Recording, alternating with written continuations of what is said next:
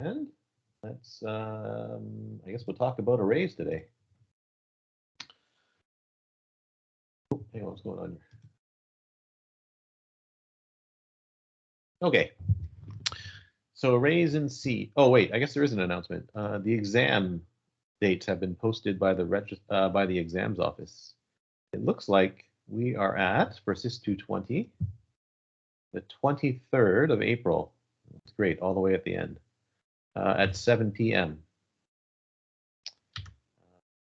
So you can look up your exam on Solus, it should be there.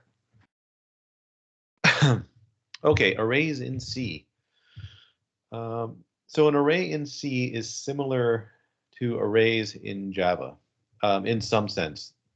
In other, well, in many ways. In other ways, they are different. So in both languages, an array is a continuous chunk of memory where the objects or the elements of the array, they're laid out beside one another in memory. So we say that they are a contiguous sequence of objects having the same type, right? So, oh yeah, like Java, a C array holds elements of one type. The number of elements in an array never changes during the lifetime of the array, right? So that's also the same as in Java, right? If you reallocate an array in Java, then you have to copy all of the elements into the newly allocated array. The same is true in C. Either you have to do it or a library function has to do it. Just like Java, the type of an array is characterized by the type of the element, right? So you have an array of int in Java, you have an array of int in C. And you use the same notation to access elements in the array. So it's the square bracket notation that you also know from Python. Now, unlike Java, when you declare an array, if you know the size of the array that you want, you can make that part of the declaration. Also, the way the way you declare an array in C is different than you declare it in Java. In C, you write the element type, the array name, then the square brackets. In Java, most Java programmers write int square brackets. So the square brackets go after the variable name, after the array variable name in C. If you want to, you don't have to, but if you want to, you can put the size of the array inside the square brackets. So that line there says that X is an array of 3 ints. And then you use the array the same way that you would use an array in in Java, sorry. And of course, if you want to print out the elements of the array, unfortunately, there's no library function that does it for you. Printf does not know how to handle an array. If you want to print out an array, you end up having to write your own function to do so. So you can loop over the elements of the array and print them out one at a time. Right? So if you run this little program, wrong. So there's our program here. If we run that program, I think it's just called .array. It does what, oh, sorry, mine's a little different. It prints out this, this is array, right? Sorry, I have a different version of the program compiled. Recompile, and then there you go. Okay, so it prints out the elements of the array. Right, that's almost the same as what you would write in Java. Okay, now if you want the size of an array, you can get it with a little bit of work, as long as, so this is important, okay? So as long as the array was declared like this, or something similar. So if you have a locally declared array, right? So here I've got an array declared inside the main function. You can find its size inside the main function. What you can't do, right? So this part in red is very important. Right? What I'm about to tell you doesn't work the way you would expect it to if you have what's called a dynamically allocated array. So we'll talk about that after reading week. If you have a function, and in that function it gets an array as a parameter, the size of also doesn't work the way you want it to. And if a function returns an array, again, size of doesn't work the way you want it to. So when we talk about dynamically allocated arrays and passing arrays back and forth from functions, I'll explain exactly what happens with size of. Right? But if you have an array declared like this, right, then it's possible to get the size of the array. So if you use size of and then the name of the array, that tells you how much memory is used by the array. Right? So how much memory is used by the array? Well, it's the number of elements in the array times the size of the element type. So in this example here, right, I've got an array of length 3. Now, if I print out the size of the array, let's see what we get. So let's look at the program first. Right, so there's a this is slightly different, but it's fine. It's functionally the same. I'll explain this notation shortly. But that array there is the same that's on the slide. It's the same that's on the slide. Oh wait, this is slightly different. The code. Where is? I guess I should let's change this so that it looks like what's on the slide. Oops, sorry. Number of elements. Okay. Number of elements.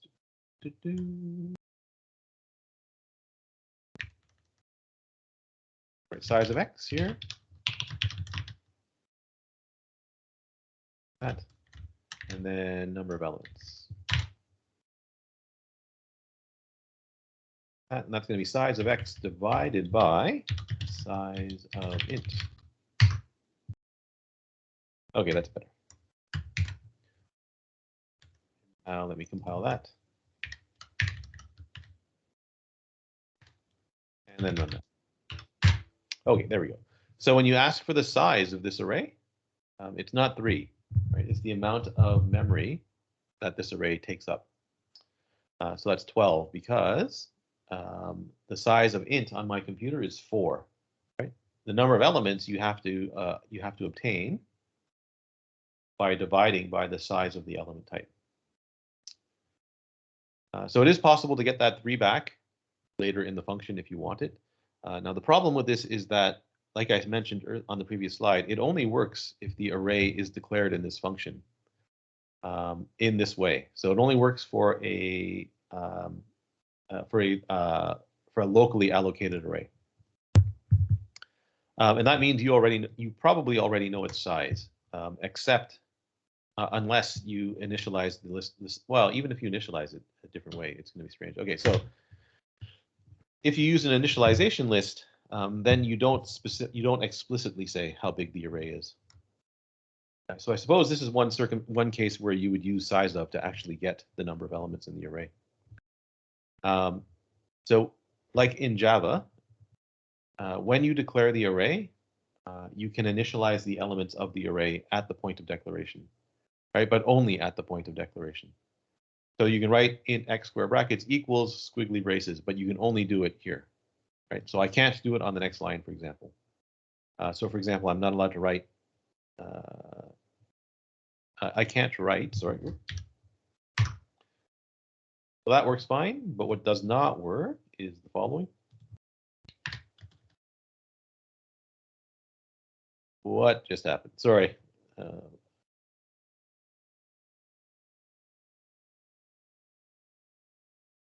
Okay, what does not work is the following.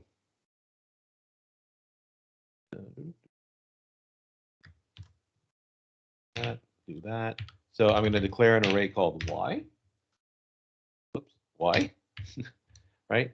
And then on the next line, so what you're not allowed to do is you cannot write on the next line y equals 0, 1, 2, for example. That's an error.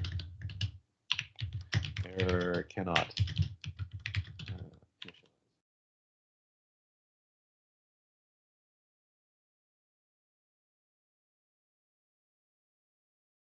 Right, so the initialization, sorry, cannot assign.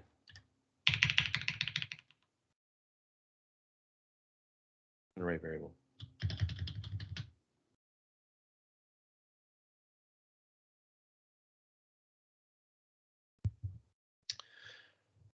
So what you're not allowed to do is you're not allowed to write y equals blah if it's not at the point of declaration. Right? So this is actually an error.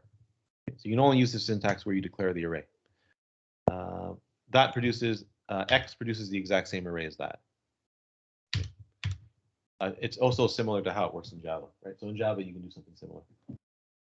The initialization list does not have to be the length of the, can be shorter than the length of the array.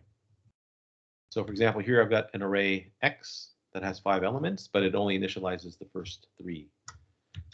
Everything else, if you use this, if you write what's on the slide, you end up with the first 3 values being initialized to 1, 2, 3. The remaining values are initialized to 0. So this is just this is array. The first value. In other words, the initialization. Everything that's all the elements after the first 3 are automatically initialized to 0 in this case. Strings are funny in C. So we're going to talk more about strings later. But there is no actual string type in C. So you know in Java and Python, you've got these, you've got a proper string class to represent strings. And it turns out that's really nice because you can do all sorts of things with strings, right? You can print them, you can concatenate them together, you can get a character from them, and so on and so on and so forth. Right? They have lots and lots of functions or methods that work on strings in those 2 languages. C is different. So in C, a string is actually stored as an array of char. There's no special type for it. So it's just an array of char. So anywhere, so you can use an array of char to represent a string, or you can just have an array of char where you're storing char values. And it's not necessarily a string. So that's the confusing part for a lot of new programmers. Just because you have an array of char does not mean you have a string in C. Right? So in C, strings, a proper string is terminated with what's called the null character. But this is just the character 0, right? The character corresponding to the number 0. Right? So \0 is called the null character, but really it's just the value of, it's just the char value. It's just the char whose value is 0, right? Not the number 0, its value is 0, its numeric value is 0. So that terminator always appears, it's silent. So it appears silently if you write a char literal. Right, so here I've got the char literal CISC 220, right? And if you look at it, you would think that it has 7 characters in the name, in the string, but there's actually 8 because that thing there gets stuck onto the end of the string here.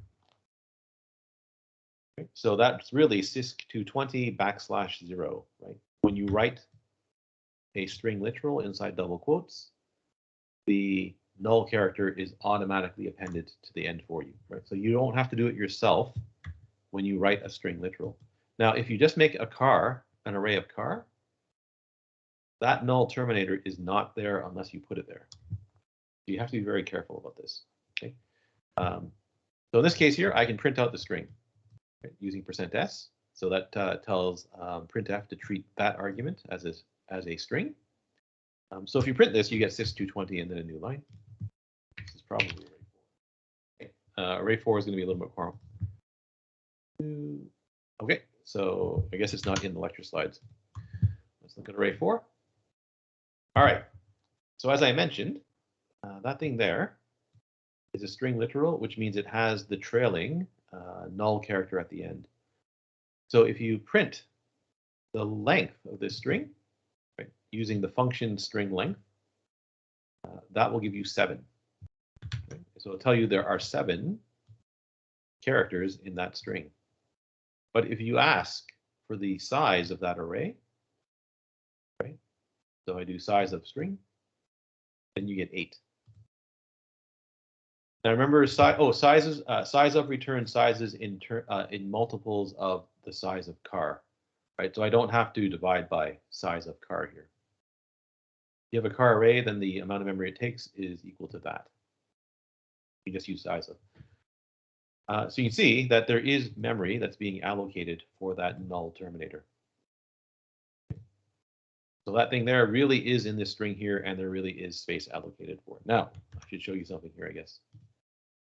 You just made your own play. If you just made your own string, or you have an array of car, what do I want to call this? ST? No, let's call it. And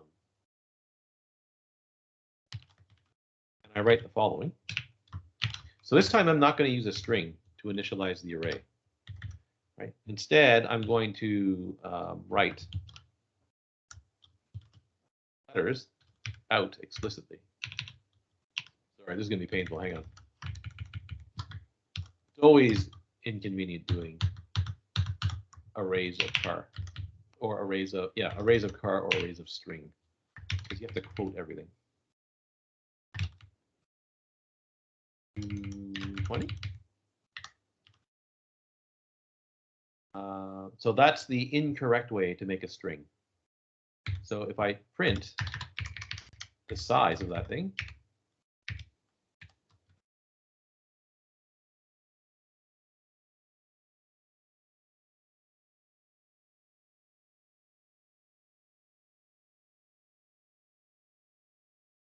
four.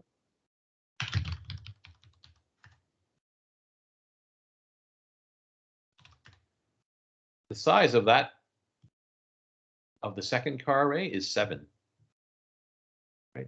So as far as C is concerned, as far as the language is concerned, that's not actually a string. That's just an array of car.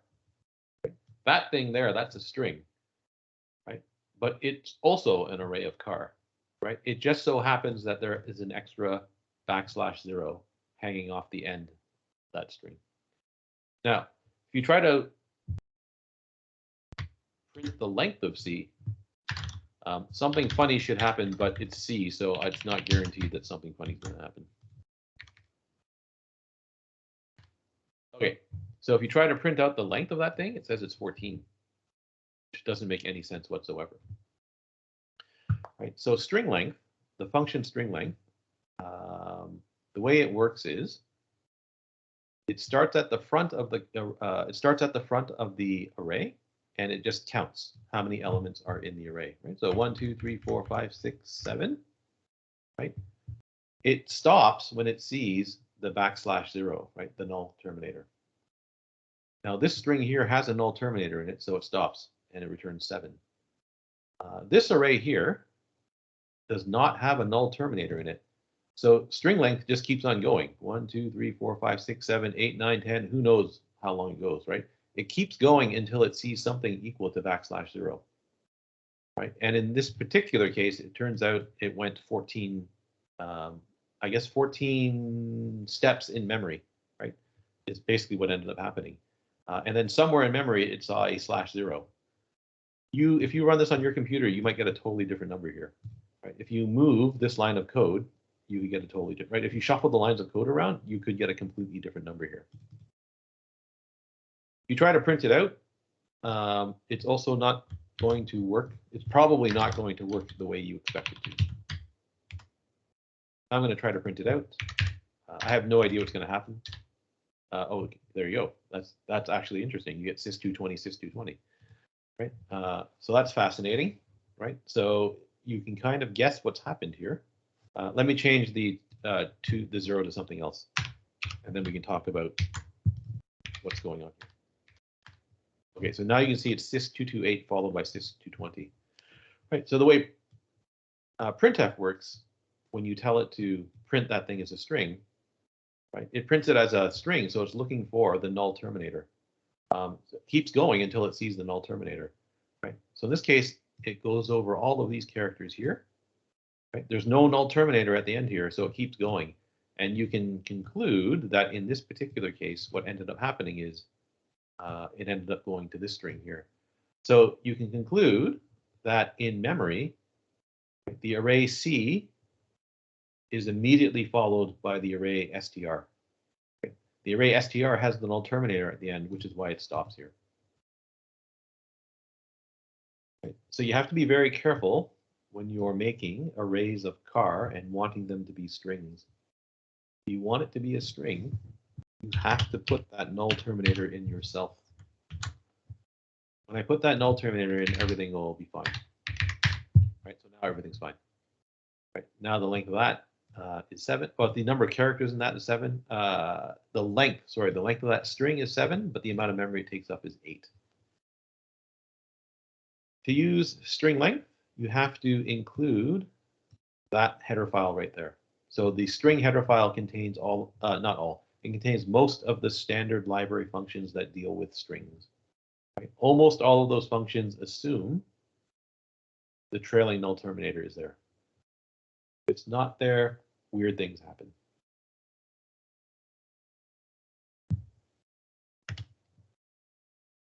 Okay, so we're going to talk more about strings later.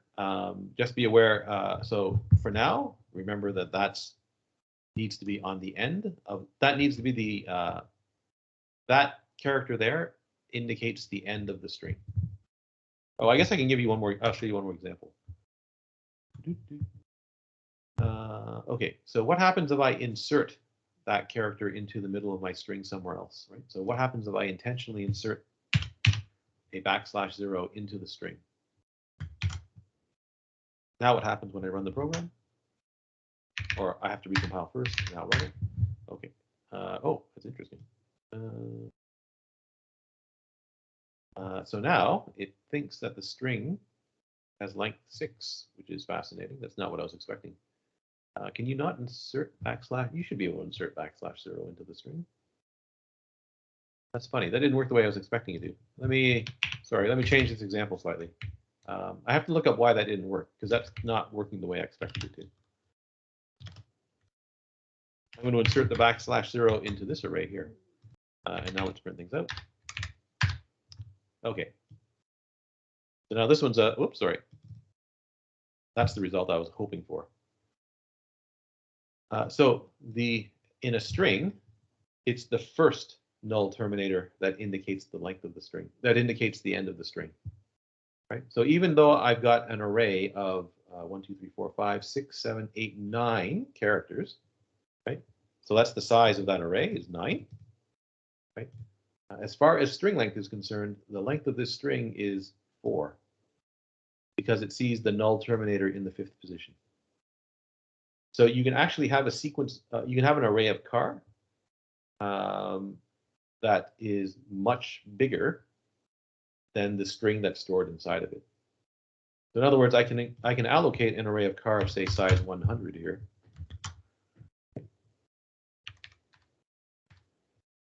So its size is 100, but the string that's stored in it has length 4. Okay, so you can allocate much more storage than you need for the string. It's the presence of the first null terminator that indicates the end of the string. So almost all of the string functions in the standard library are looking for that first null. Okay. The name of an array is synonymous with a pointer to the first element of the array, which is a strange thing, but that's the way it works in C. The subscript operator is synonymous with pointer addition followed by dereferencing. So let's look at some examples of that. So here's my string, CISC 220, right? There's my character array that points to it. Sorry, there's my character array that stores the string. That's better. That array there, though, you can, if you want to, you can treat that as just a pointer. Right? So in other words, that thing there is an array of car. If I make a pointer p, right, I can have that pointer point to, or I can assign the value str to that pointer. So what that means is p pointing to the first character in the string. Sorry, I have to check that email. I have to check this email because it could be from the people writing the exam. And it's not. Okay, I'll deal with that later. More time, right? So you can take a pointer to the element type of the array, and you can make that pointer point into the array. Okay. So if I say that it's equal to the array name, then that means this pointer P points to the first element of the array. If I want to change that capital C to a lowercase c, I can dereference the pointer, assign it the value little c, and that will change the first c. So that right there is equivalent to, I should have put this in.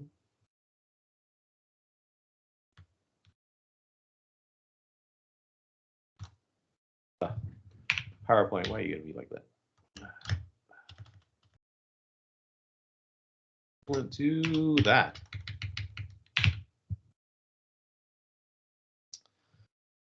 So in other words, the pointer, when you assign an array to a pointer, you're just saying that the pointer points to the first element of the array. So if I dereference the first, if I dereference the pointer, that gives me the element sitting in the first location of the array. So I can change that value to lowercase c. Pointers in Java and C are a lot more powerful. You can do a lot more with a pointer than you can with a Java or Python reference. So you can do pointer arithmetic, and this turns out to be very powerful, but very dangerous technique in C. So I can take my pointer P and add 1 to it, right? That's the same thing as writing P square bracket 1. P plus 1 means is the pointer to the I. I can dereference that if I want to and change the uppercase I to a lowercase I. I can also dereference it and store it into a variable, right? So I can write car, I don't know, car X equals star P plus 1 inside brackets, right? And that will set X equal to the uppercase I. Plus 2, right? P points here, right? So P plus 1 just goes to the next element. Right? P plus 2 goes to the 2 elements from 2 elements from the front of the array, right? So P2, that's pointing at the S. Right? Reference it, and that gives me the character S, right? It gives me the location in the array, right? So that gives me that, right? Which lets me assign a value to it. Right? And then finally, P plus 3 means start at P and then go 3 elements down the array. So that gets me to, that points at the C in the array. I guess really what it points to the 4th element of the array. So I can change that value if I want to. So doing pointer arithmetic, you can multiply pointers, right, by a number. You can subtract them, you can divide them, which is multiplying and dividing are very strange, but adding and subtracting are very common in C. So if I print out that string now, right, you're going to get lowercase CISC 220. There is, and sorry, oh man. There. How do I make this go away? Sorry, I'm not very good with code. How do I unsplit this? Unsplit, maybe? No? Anybody? Anybody know how to unsplit this window?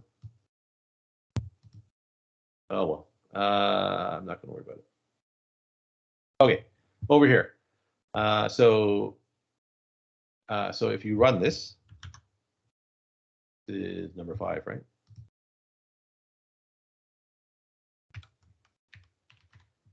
You'll see that you get lowercase CISC 220. Okay, now when you're working with arrays, right? Now remember, when you're working with lists in Python or arrays or lists in Java, the language does bounds checking for you, right? So for example, if you use a negative index in Java, right, you get an index out of bounds exception. Or if you use an index that's too large, right, so the size of the array or bigger, right, you get an index out of bounds exception. In C, none of that happens.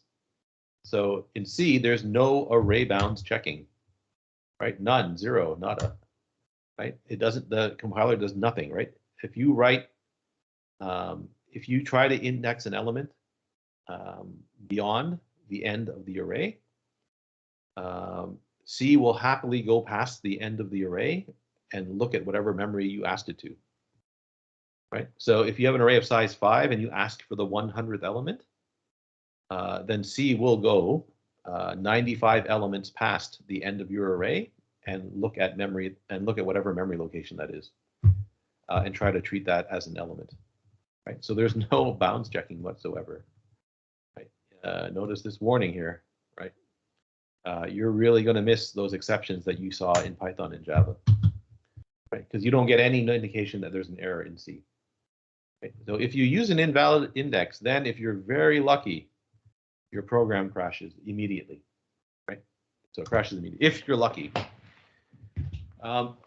If you're unlucky, which is almost always the case, right? Then what ends up happening is you end up accessing memory that you shouldn't, right? You either read memory that you shouldn't, or you write into memory that you shouldn't. And then something may or may not happen, right? If you're really lucky, your program crashes, right? So you should really hope that your program crashes. But what's going to happen is it's not going to crash. Something's going to happen. Your program will keep on running. And then only later on will you realize something funny has happened. So this is one of the, these are some of the hardest errors to check for in C for programmers new to C. Right there, it's also the source of a lot of security errors. So a lot of the security errors or exploits made against programs that are written in C try to go outside the bounds of some array, and hope that something you can cause something to happen. Okay, so here's an example. Here's my string, right? I got CISC 220. It's an array, right? There's 7 elements. Well, there's actually 8. There's 8 elements in the array, right? The letters in CISC 220 plus the null terminator. Sorry, again, I have to check that email. Okay, that's fine. Oh, wait, no, that's fine. I can take a pointer to the first element in the array, right? So I can point at the first element, so at the C. Right? I can change the first element to lowercase c. Now, what happens if I point to the element 100,000 down from the start of the C? Right? Does that work? Right? Should it work? I don't know. Right? What happens? Well, let's find out. I have no idea what happens in this example. So there's the code. Hopefully it crashes. I don't know if it actually will. Oh, it crashes. That's great. Okay, so we got lucky in this case. Right? If you ever see something like segmentation fault, that's an indication that you've tried to access memory that you can't, that you're not allowed to. Right. So in this case, we got lucky, and the program really did crash. Now let's look at this example here. Okay, again, we've got the string CISC220, pointer p, right, pointing at the first letter of the string, the first element of the string. Here's an int. Its value is 100. Right. I'm going to try to set the 9th element of that string to the question mark. Now remember, there's the 8th element is the null terminator. Right. Let's try to run this program the way it's written. So there it is there. I'm going to compile it the way I've been compiling the programs normally, and then I'm going to compile it the way the comment says I should. So let's see what happens if I compile array 7 and run it.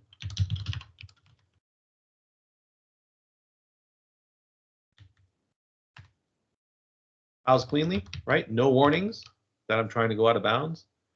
Right? When I run it, oh, hey, that's good. Stack smashing terminated. So that's good. That's perfect. So in C, sorry, not in C, GCC. So the GCC compiler added some capabilities to check for these sorts of errors where you index or try to access an element beyond the end of an array, right? So if you're using GCC, you might see that error there. It's not guaranteed. You might see it. Right? So if you go past the end of an array, well, if you go, sorry, 1, 2, how many do you have to go past? I think you have to go at least 2 past the end of the array in order for this to happen. So you might see this, right? If you see this, then you know that you've gone past the end of an array. Right? Now, I can turn off that error detection in GCC. Oops. I guess I have to type it in manually. Okay, so I have to type in the following, GCC minus. So I don't think I need the standard. I just need the fno stack protector.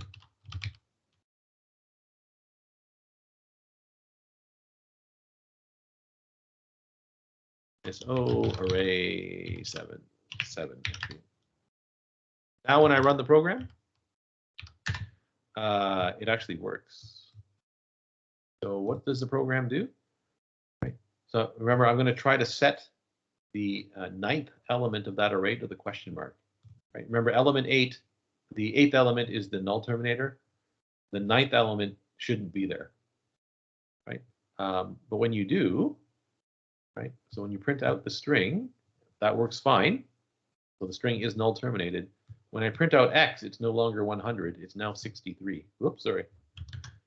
Now 63, right, is strange because nowhere in this program did I assign a value to x except for here. Right? And so what's happened is I've gone off the end of the array, right? And sitting in memory happens to be the value x, right? When I wrote into part of x, it changed the number to 63. And so that's typically what happens when you go past the end of the array. You write into somewhere that you shouldn't, some other variable or value changes, right, that you did not intend, right? And now you've got some sort of problem that you have to debug, right? The problem is when you look at your code, if you don't notice that you're indexing out of the array, your code looks fine, right? Nowhere in here am I assigning, nowhere after that line am I assigning a value to x, and yet x has magically changed. Right? These types of bugs are extremely hard to find. So you always have to worry about what happens when you are indexing into an array, right? Or using pointer arithmetic, right? Whatever you do, you have to make sure that that value there is valid for the problem that you're trying to solve. Okay. Just like Java, you can make a multi-dimensional array. So for example, if I want to make this 2-dimensional array here, then you can use this syntax here to create the array. Right? So A, 2, 3 means give me, so what it really means is, what's the best way to describe this? A is an array of length 2, right? Each array and the elements of the array are other arrays, and they have length 3. So A is an array of 2 arrays. Each one of those arrays has length 3, or size 3, sorry. So I can initialize those 2 arrays using using the braces. Right? In other words, that first row, that's an array. That second row is an array. Right? That the array, the first row of the array, sorry, the first row is the array A0. The second row is the array A1. Oh, it's right there. So A0 is an array of 3 ints. A1 is also an array of 3 ints. That's also true in Java, right? So it's the exact same way it works in Java. If you want to print out the contents of those 2 arrays, right, now you need a nested loop, right? So the first loop is going to iterate over, I guess, the rows, if you want to think of it that way, right? The rows of the in this picture, right? Yeah, the outermost array will iterate over the rows. The innermost loop will iterate over the columns. Right? So we're going to iterate over the columns first, right? Most frequently. So this will print out 10, 11, 12, 13, 14, 15. 10, 11, 12, 13, 14. /t, that's the tab character. That's the tab. So typically on your console, that's 8 characters wide. That'll give you a spacing of 8 between the, yeah. That'll move over to the every 8th space.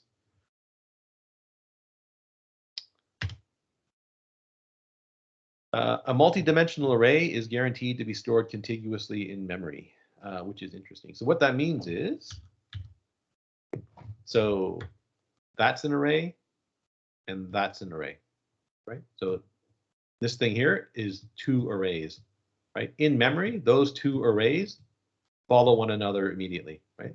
So there's this array, and then immediately after that array is the second array, right? So that's how it's laid out in memory. What that means is if you get a pointer to the first element, right? If you add 1, you get that element. If you add 2, you get that element. If you add 3, you get that element, right? And if you add 4, you get that element. And if you add 5, you get that element, right? So even though this is a 2-dimensional array, you can actually access it with the values using a single index. Right? So I can get a pointer to the first element of the array, and I can access any element of the array. Right? C uses what's called row major order to store the elements. So this is how it works. Right? I can make a pointer P. Right? You could write this if you wanted to, but you can write a lot of other things here as well. Right? So I'll show you that in a second. Right? Now instead of using a nested loop, I can use a single loop. Right? All I do is add I to the pointer and dereference it to get the value. Right? So P plus 0 dereferenced is 10. P plus 1 dereferenced is 11, right? P plus 5 dereferenced is the 15. Right? 9. Okay, now I have to be careful again, otherwise I'm going to screw this up. 9. So there's that example there.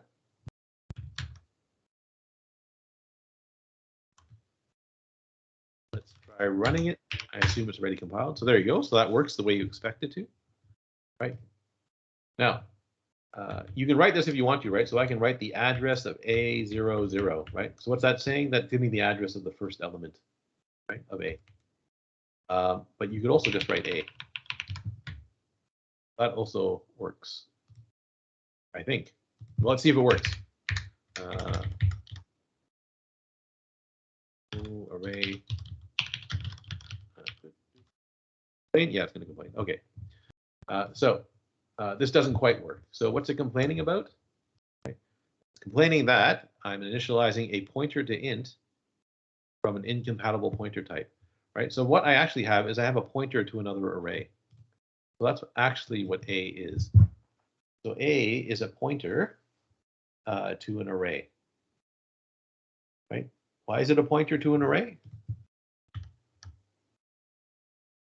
Because it's actually 2 arrays. Right. So A is actually an array of 2 arrays, which means it's a pointer to an array. Right. In order to get this to work, the way it should, I need the address of the first. I need that will work. I'm pretty sure. Okay.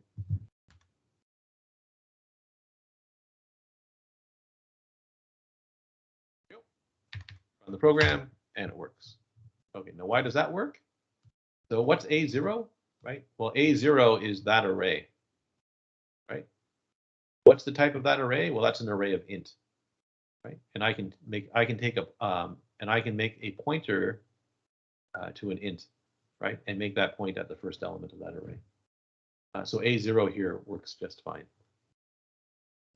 Right. Sorry, once again, I have to check if, okay, that's fine.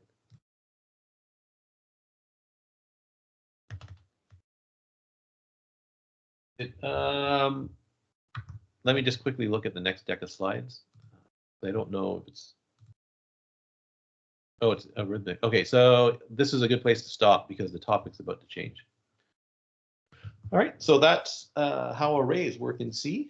We'll see them more in the course, right? So that was just the introduction. We're going to use them a lot more as the course goes on. I guess for the time being, you should get used to the fact that you can treat an array as though it were a pointer, right? Similarly, you can take a pointer and point into the array if you want to, right? And then similar again, you can you can do pointer arithmetic to move the pointer around in memory, which is something that you haven't done yet in any of your previous courses. All right, does anybody have any questions about the today's lecture?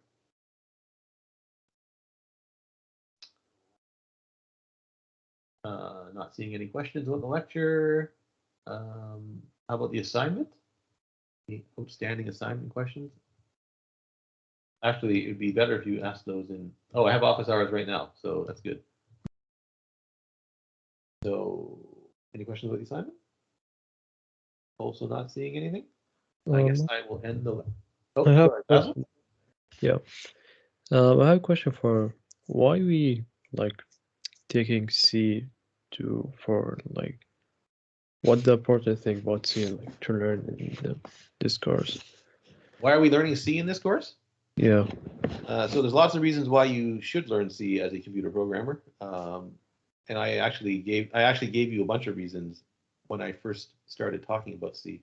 But the real question, the answer to the question is because many of your other second and third year courses and fourth year courses will be taught in C, or will use C as the programming language.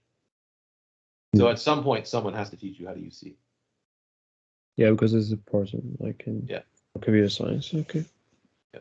It's also the language in which almost all operating systems work is done. Yeah. Cool. Any other questions? All right. I think yeah. Okay. In that case, I will end the lecture and wish you a good reading week.